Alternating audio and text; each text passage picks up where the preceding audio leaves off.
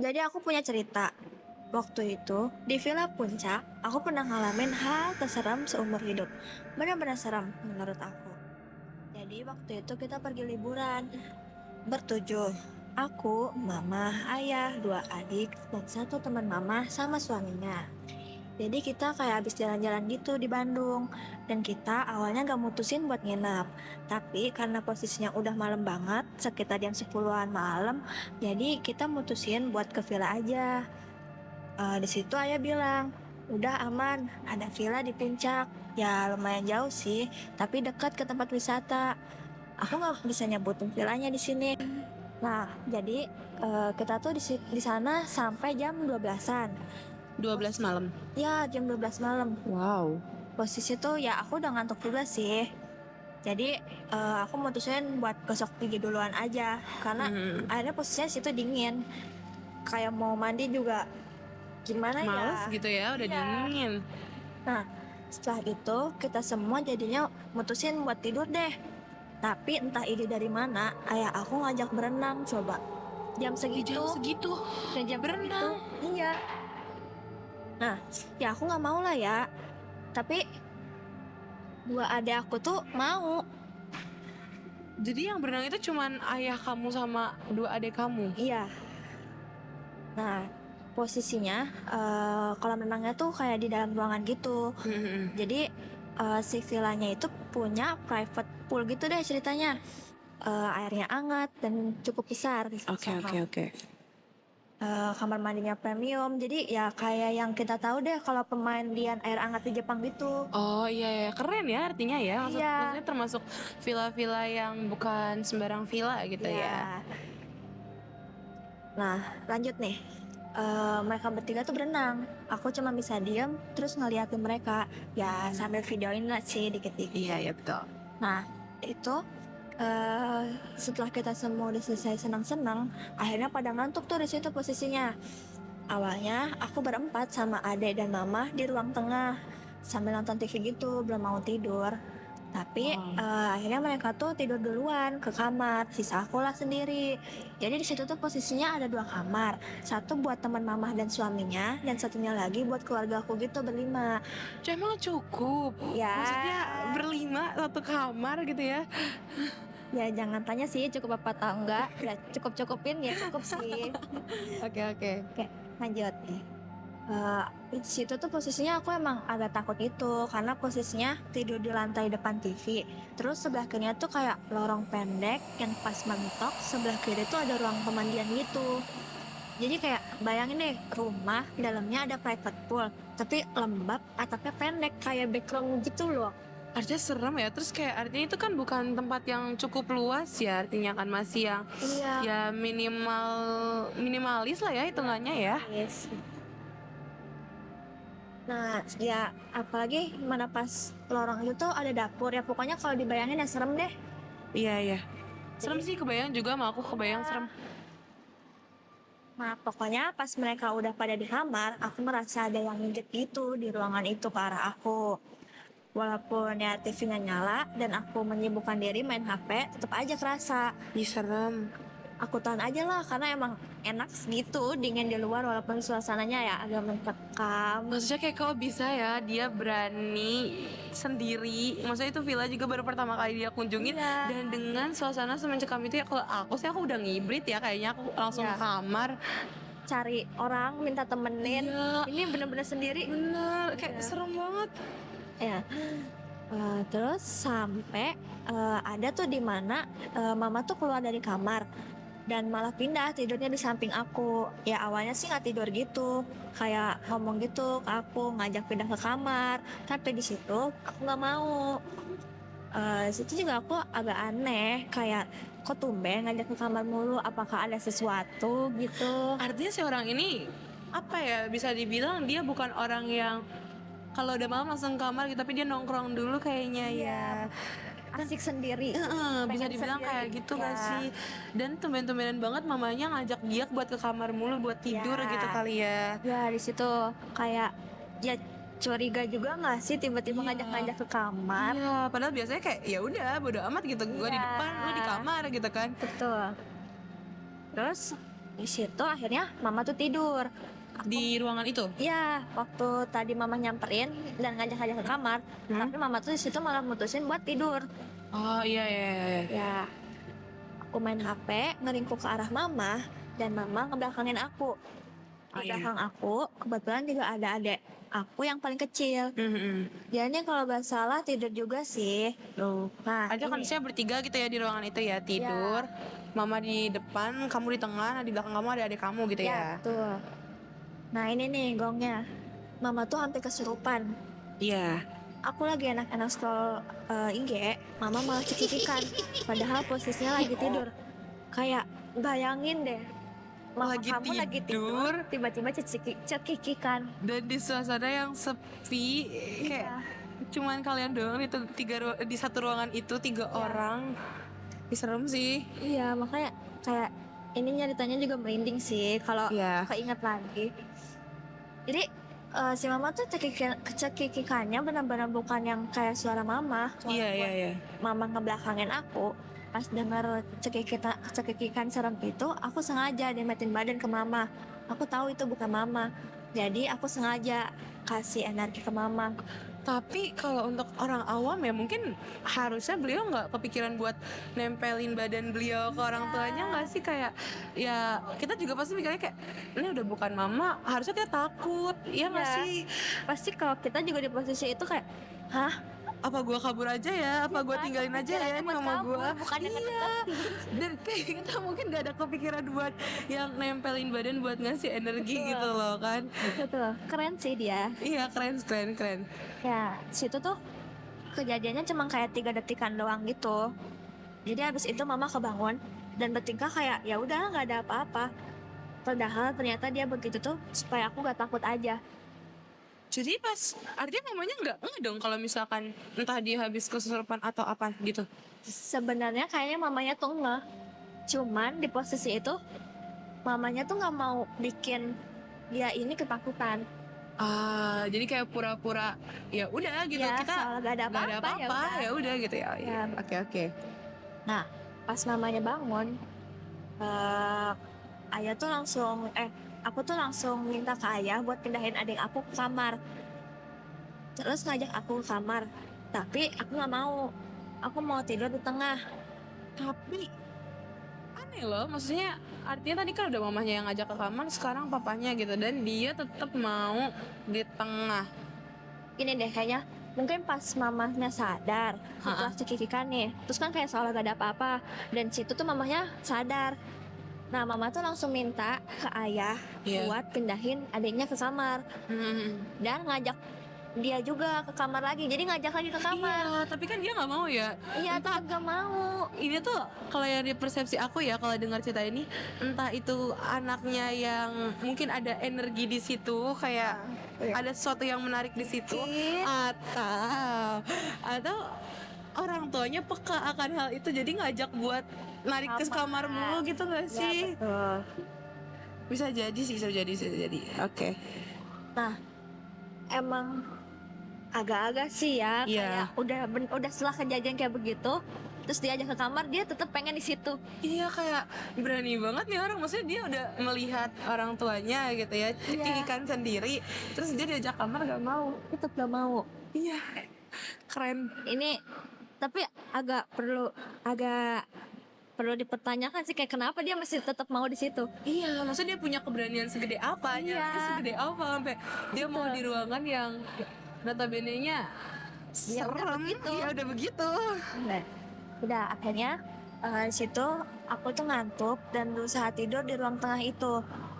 Nah, bahkan pas aku baru mau merem, ngeringkuk, kan arah mataku tuh jadi ke lorong gitu ya, karena bener-bener arahnya tuh kayak ke lorong.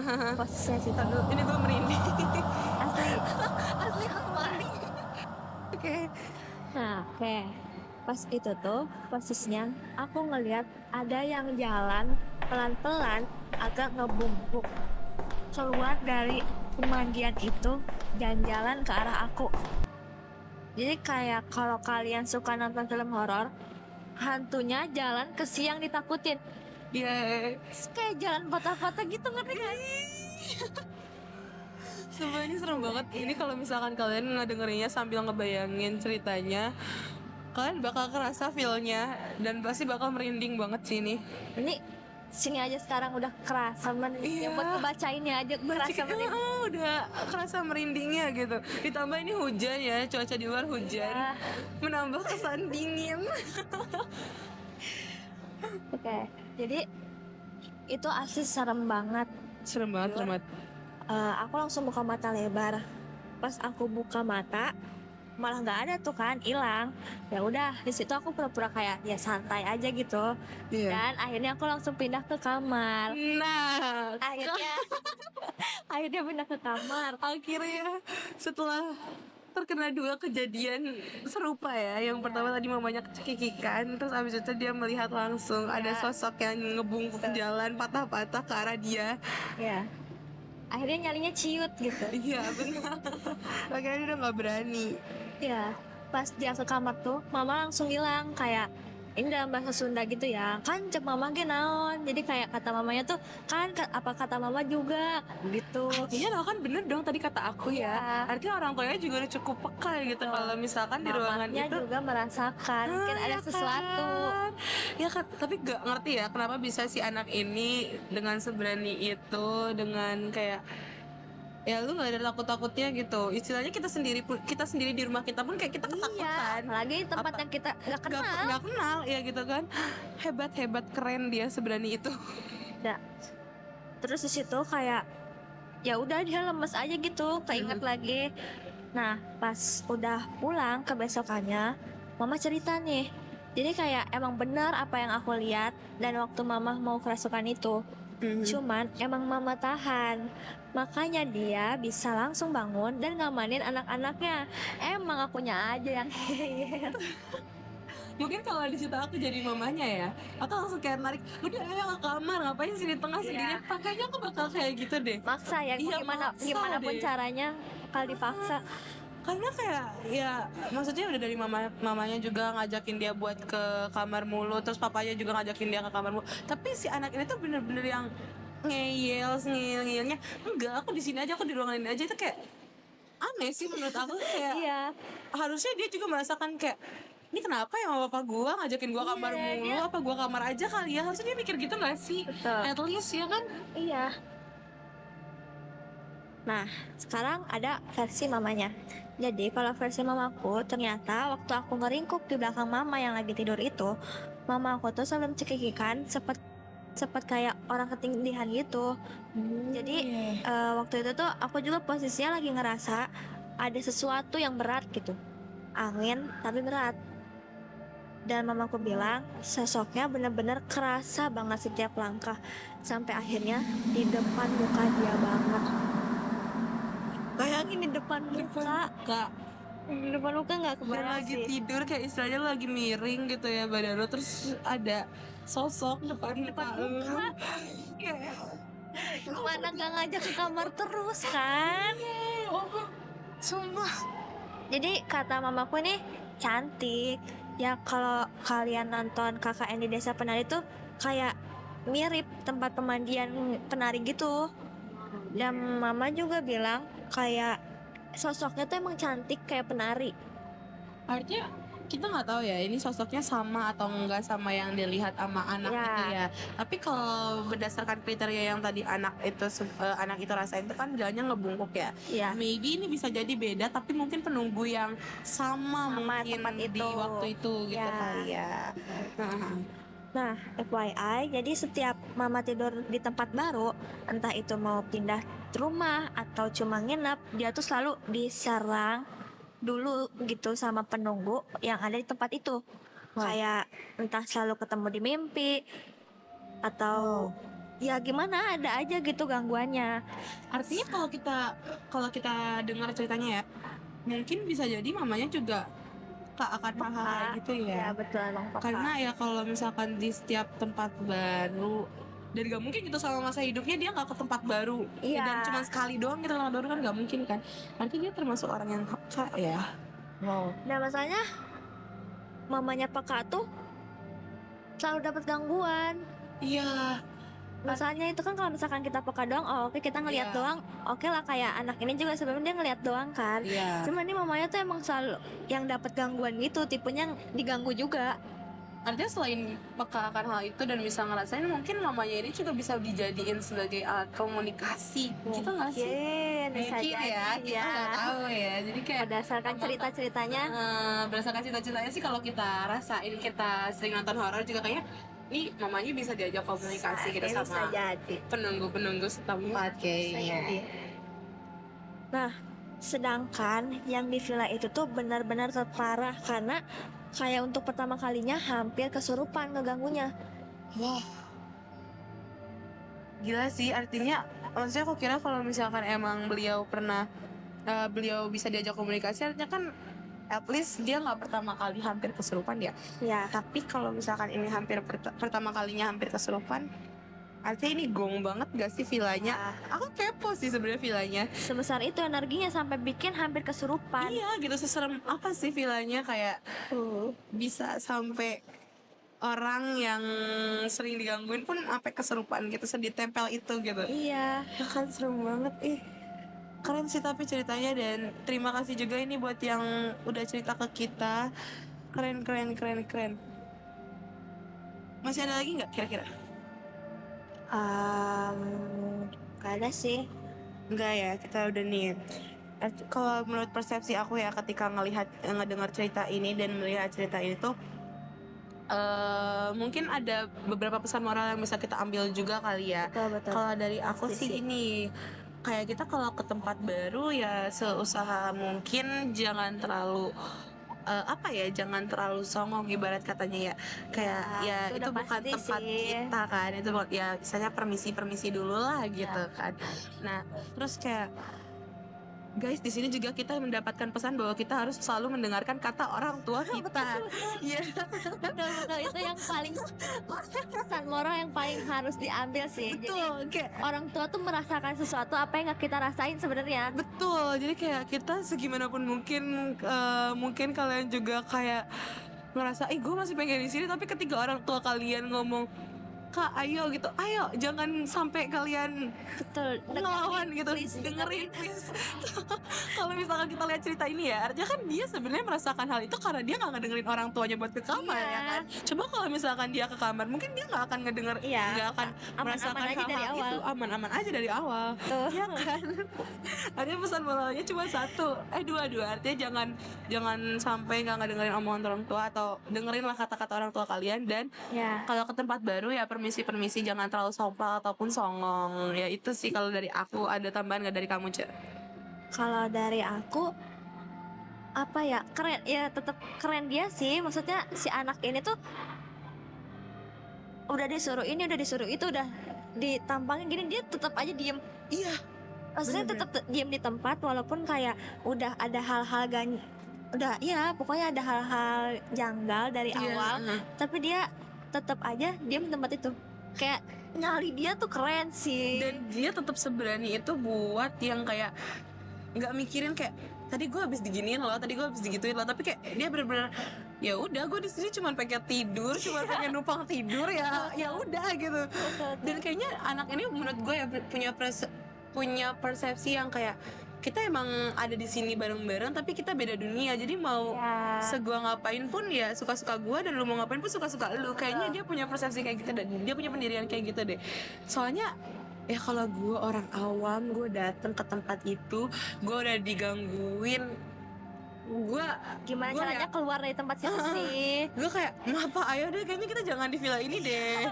aku nggak mau, kayak Betul. ayo kita pulang aja. Iya. Dan itu kondisinya jam 12 malam ya tadi Iya, ya, baru malam. check in.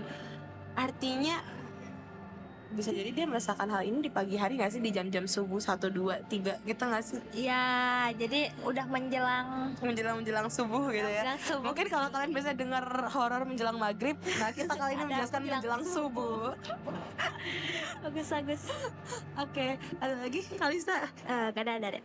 Oke teman-teman, mungkin gitu aja yang bisa kita sampaikan untuk podcast kita kali ini.